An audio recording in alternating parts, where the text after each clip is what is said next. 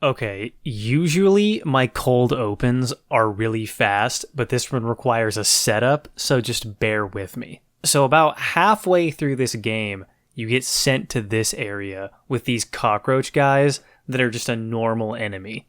Then you get to a store run by cockroach guys, and they're just hanging out, and you can talk to them, and they have like normal human intelligence.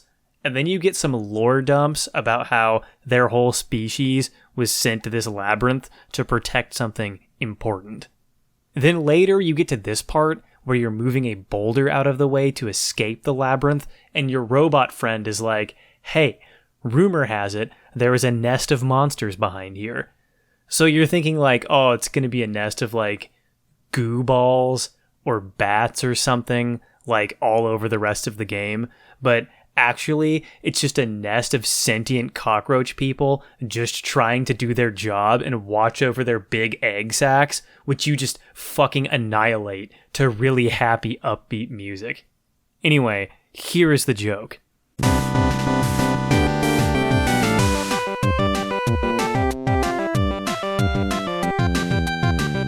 First, let me start this video by saying that if you're here from my Cyberpunk 2077 review, this video isn't going to be anything like that.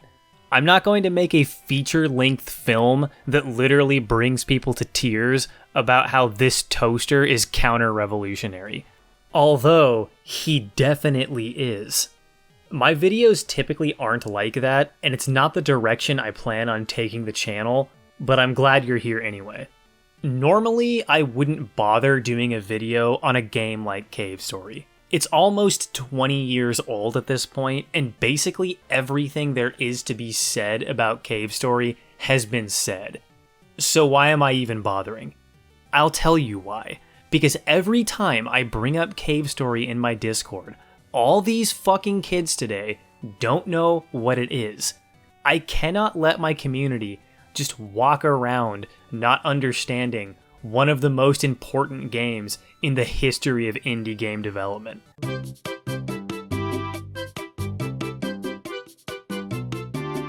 So, literally, just to spite the Gen Z children in my Discord channel, I have decided to waste everyone's time by discussing a 2-decade-old game that everyone else has already discussed. Also, I needed something fun and light to do after the absolute trench warfare that was making a Hollywood blockbuster of a video on Cyberpunk. So, why was Cave Story such a big deal? Imagine this. It's 2004. You're in approximately 7th grade.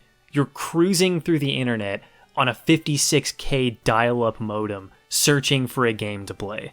You have no money because you are a baby child, so naturally, the game needs to be free. Currently, your options for free games include weird flash games on Newgrounds made by unhinged 13-year-olds with SSRI prescriptions and too much free time, or maybe if you're lucky, an RPG Maker game made by one of the Columbine shooters. It is a grim landscape for indie gaming. Steam hasn't reached its monolithic status. There is no Epic Games Store. There is no itch. But then, while cruising some website that is almost for sure designed primarily to install Chinese malware onto your Windows 98 Dell, you find it. Cave Story. Looking at the screenshots, it looks just like a normal game. And you think, okay, sure, and install it. Then you start playing it, and sure enough, it's a whole ass game. You're telling me that I can be a Mega Man and or a Mario for free? I don't even need to ask my grandma to buy me Cave Story for my birthday, and then she accidentally buys me Dave Story, and I just have to pretend like she did a good job. I can just get this full-length video gaming experience on the internet for free? And goddamn, what an experience it was. And because of how well made the game was, it very rapidly went viral and became a massive underground hit to anyone who was online enough to be in certain gamer circles. But who made it? where did this mysterious freeware masterpiece come from? Well, it was made entirely by one man over the course of 5 years in his free time. A Japanese man who went by the online name Pixel. And when I say it was made by one man, I'm not fucking around. We're talking the code. We're talking the sprite art. We're talking the animations. We're talking the music. We're talking all the level design. Literally everything made by one Ronin warrior in a closet over the course of 5 years.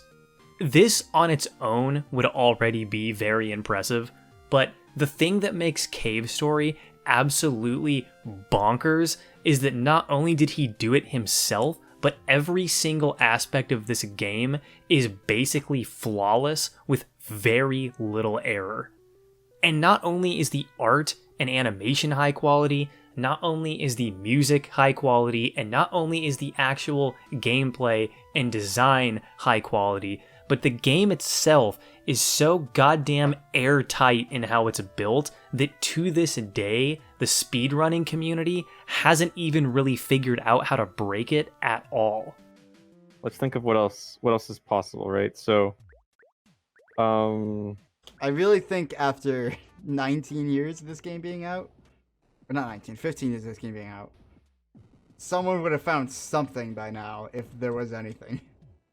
Well, I don't think that's necessarily true, because we've had a lot of games that get broken way Yeah, but after usually it's from some other already found out trick. For one guy to not only pull off a project like this, but to pull it off this well in 2004 is insane. Keep in mind that he started developing this game in 1999. There is no Blender. There's no free version of the Unreal or Unity engine. There aren't tens of thousands of online tutorials dedicated to teaching your stupid ass how to make video games. There aren't easily accessible, cheap online courses you can take. Tools are way harder to use and way less user-friendly. You really need to put your nose in a book and figure shit out on a deep, technical level to be able to do all of the things required of you to make a game at this point in time. And then to turn around and tell me with a straight face, oops, I guess I made a timeless masterpiece. Get the fuck out of here, dude. And not only did he make a masterpiece, but he just put it on the internet for free. And again, there weren't very many sites where you could host something like this, and the ones that existed weren't that popular. So you just sort of had to let your game go into the wild and hope it survived the winter. This game was released in 2004, and that's a very important date, because about a year later, in 2005, we started to see the beginning of the indie game revolution. This is around the time when Steam really started to pick up traction as a platform for people to release indie games, and as video games continued to get more and more mainstream and more profitable, we saw a huge explosion in indie game studios releasing titles from about 2005 to 2014 or so. Nowadays, we have pretty much every variety of indie game that anyone can possibly imagine. But for a short period of time near the beginning, indie games were notorious for overrepresenting one genre, the 2D platformer. Now, on one hand, you can say, oh Jacob, they were just replicating the Mega Mans and the Super Marios and the Metroids from their youth. And you are almost for sure correct. But if you are going to sit there and tell me that it's just a coincidence that in 2004, a bright, goofy 2D platformer emerged on the scene like a fucking meteorite and kind of blew everyone's mind, then almost instantaneously after that, some massive percentage of indie games were bright, goofy 2D platformers, you are insane. Cave Story inspired an entire generation of indie developers. They saw this absolute maniac work for 5 years and release a universally beloved game and said, hey, I bet I could do that. And do that, they absolutely did. This is the real legacy of Cave Story. You kids today think that Undertale was the messiah of indie games? Wrong. Undertale is merely the second coming. It's literally right there in the name. Undertale, Cave Story. Cave Story is the Jesus Christ of indie games, is what I'm trying to say. Okay, so the game was probably very influential and sort of became legendary online, but the question is, why? Well, we can get into that. Iconic is a term that is a bit of a meme nowadays, but when I say it about Cave Story, I genuinely mean it. Cave Story has a very iconic tone and very iconic character design. All of these sprites are very immediately recognizable, and all of the profile pictures of the characters that pop up in text boxes are also very memorable. Anytime I bring this game up, there's about a 75% chance the person I'm talking to will be like, Cave Story? I don't know, I'm not sure I've played it. Wait, is that the game with the toaster? And that's the kind of thing you only get with a masterclass of character design. All of the sprites are very tightly designed. You see this weird doctor guy with big red glasses, and you're like, shit, that's a character. Pixel himself has even given a talk on how he went about studying character design similar to Nintendo to make sure he could replicate the iconic power of the Italian plumber to live inside your brain permanently. You can tell that his use of color to make characters pop is very intentional. So this Mimiga has a green shirt and is short. This Mimiga has a purple shirt and is tall with red eyes. This Mimiga is little and has a blue shirt. All of this seems dumb and obvious, but simple stuff like this goes a very, very long way to making sure your characters are memorable. Would Mario be Mario without the red and blue? Would Link be Link without the green? Would Samus be Samus without the orange and yellow? Probably not. Pixel was also very much channeling the Nintendo strategy of just kind of making everything cute. The Mimigas are cute, Curly is cute, Balrog is cute, enemies are cute, Misery is probably a little bit too cute. This works very well to really stick in people's brain. Even subtle choices like emphasizing how big Balrog is by making his text box barely fit goes a long way to make sure you don't forget playing this game. So the character design is masterclass, but I also said the tone was iconic. What does that mean? Well, back in the day, if you were one of the people that just found Cave Story in the wild, it had a very mysterious quality to it. What was this game? Who made it? And the game itself kind of feels mysterious and weird. There are all sorts of weird secrets and hidden weapon upgrades, and the game's real ending is actually a complicated secret you can only unlock if you know how to do the series of events correctly. And there's also a vague sense of combining technology with magic that just creates a bizarre vibe throughout the game's world. Every area you visit feels like it's in ruins, and you really felt like you were exploring something new. So you find the game under strange circumstances, and the game sort of leaned into this tone by being very mysterious in and of itself. This is probably something that was accidental, but it went a long way to making sure this game would go viral in a period of time where the idea of going viral was barely understood. And before we get into gameplay, it would be insane of me to not mention that the music and various other sound design choices in this game are absolutely fire.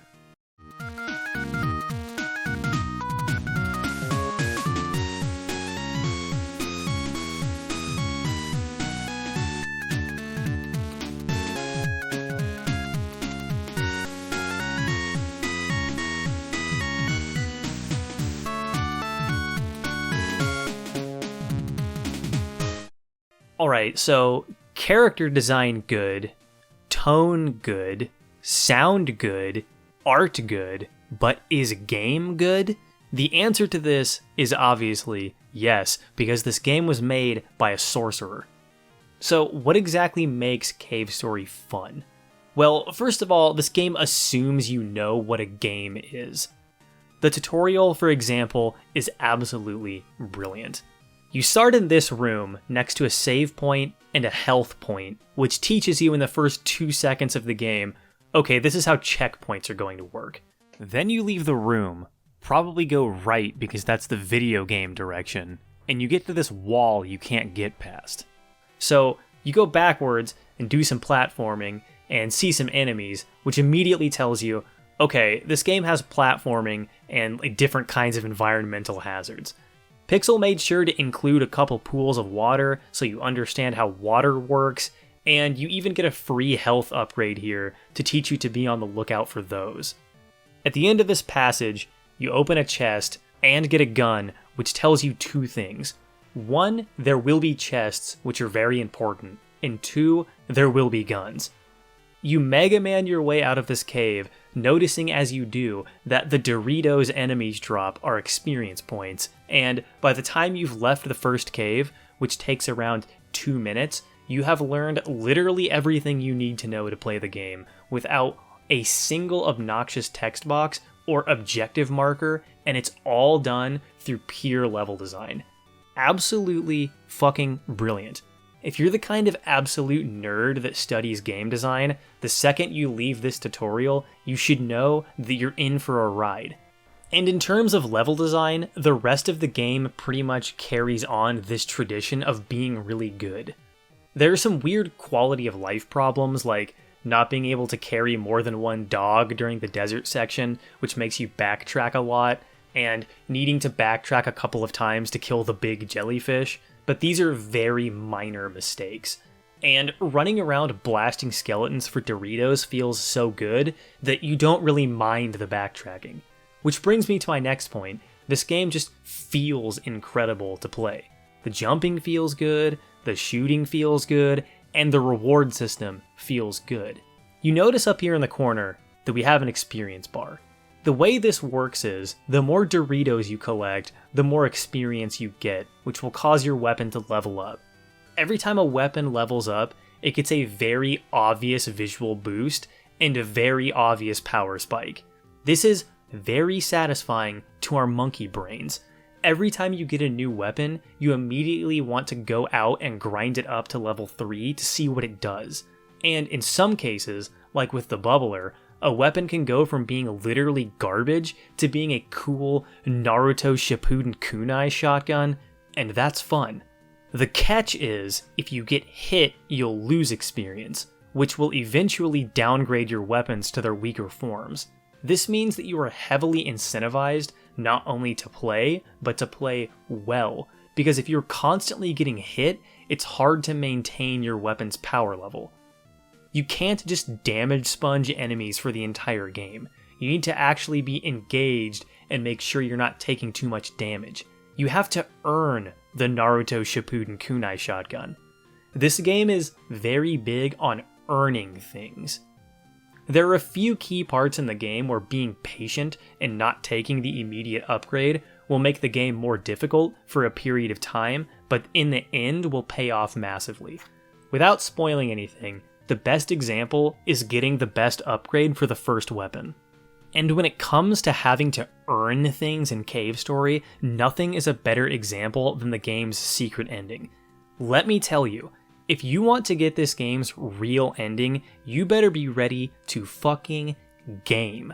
I'm talking Discord open, $340 Turtle Beach headphones on, Fortnite Velcro sneakers strapped, and funny fucking frogs in the chat gaming. I still haven't quite been able to finish the last boss of the real ending as of writing this script, but I am on a divine mission. Even the game's final boss rush is nothing short of an extravaganza. Cave Story respects your intelligence, and it respects that you want a fair challenge, and people really like that. Why do you think the Souls series is so popular? Cave Story also has an incredible amount of replayability relative to its size because of all of its subtleties and its short length. If you don't look up how to do it, there is virtually a 100% chance of you failing to unlock the game's real ending. So already, if you go in blind, you are almost for sure guaranteeing 2 playthroughs. But in addition to that, there are enough weird questions like, do I take the machine gun or not? What the fuck are these little people? Or is the snake good? That I wouldn't be surprised to see someone who genuinely likes this game to do like 3 back-to-back playthroughs. And since the game clocks in at around 5 hours or something, this is easy to do, and restarting doesn't feel like a hassle. For this video, I played through the game 3 different times, and I would absolutely play it again on stream or something for a 4th time, not to mention the several times I've played it in the past. It's that good. And I'm sure it'll be one of those games that I just open up while listening to UFO podcasts or something now that I have it reinstalled.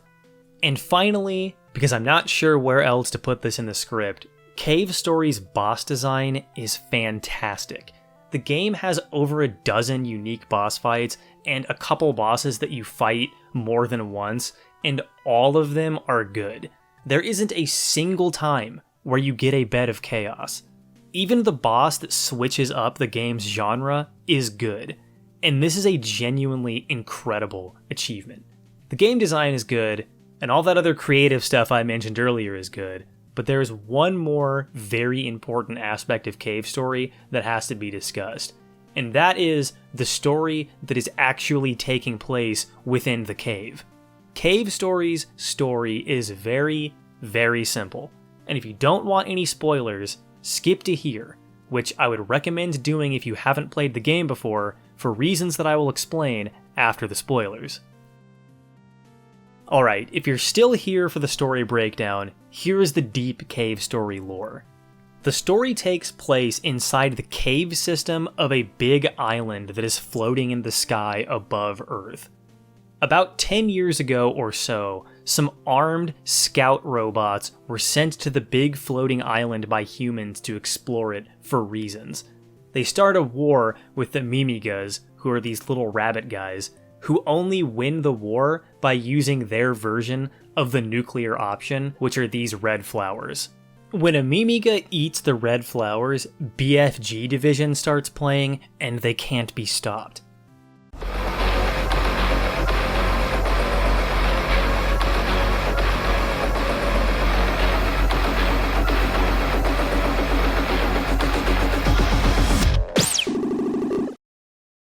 After the Mimigas destroy the robots using the red flowers, years later, humans send some research scientists to do science things, but one of the research scientists is the Doctor, and the Doctor finds an artifact on the island called the Demon Crown that basically turns him into a wizard. The Doctor wants to use the red flowers to turn all of the Mimigas into Doom Marines so that he can use them as an unstoppable army to take over Earth and rule the planet from his floating island. There are a lot more details and a lot more information on specific characters and specific events, especially if you get the secret ending, but basically those are all the major plot points. It feels very much like a 10-episode anime from 1995 or a Studio Ghibli movie. Now, you might be thinking, well, this story seems kind of not interesting and lame, and you would be right on paper. The thing is, though, Cave Story is paced so well it turns a story that normally would be uninteresting in the hands of someone who isn't a genius and makes it engaging. The first thing to understand about the plot of this game is that it never stops developing.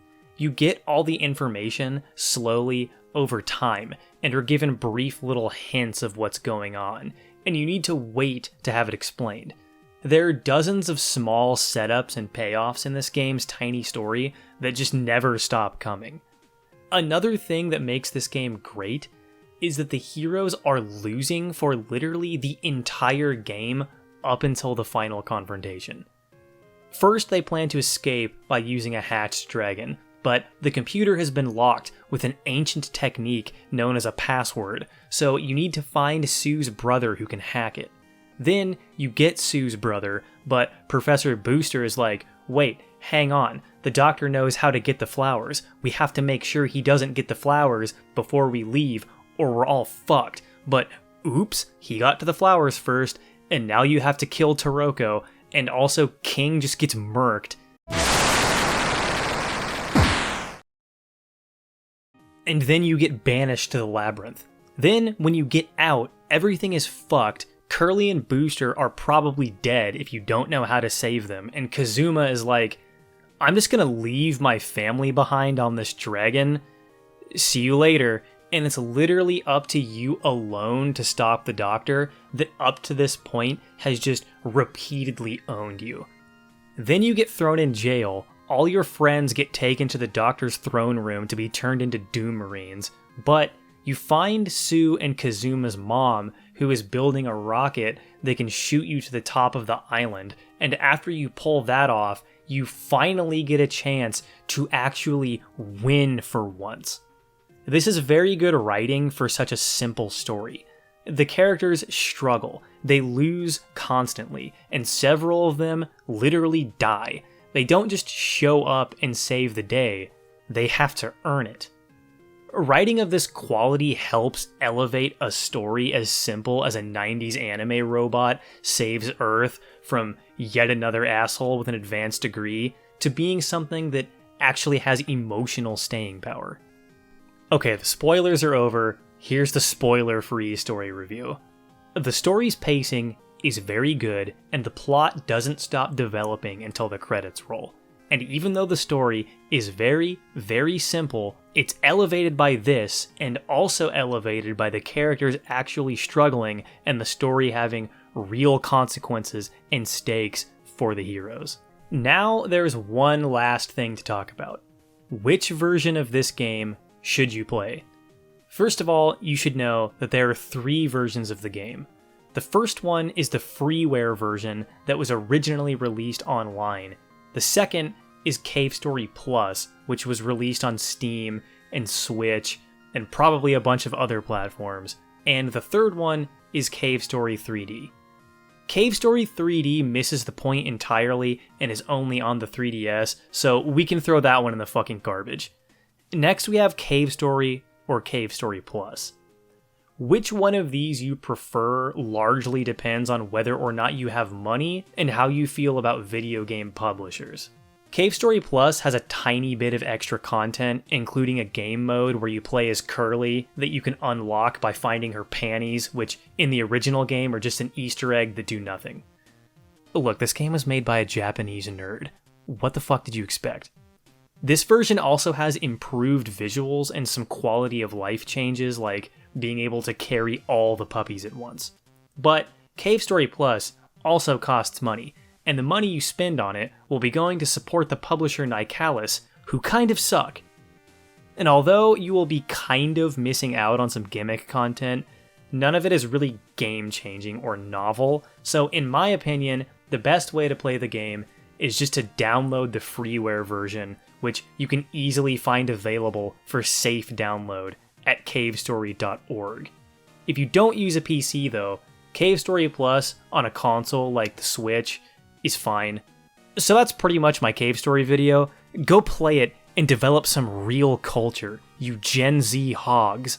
If you liked this video, please consider subscribing. Likes and comments also help out, but the most important thing you can do to support the channel is to share this video with your friends. You should also follow me on Twitter so you don't miss any important updates. And finally, I have a thriving Discord community that you can join with a link down in the description. Thank you for watching, and I'll see you in the next video.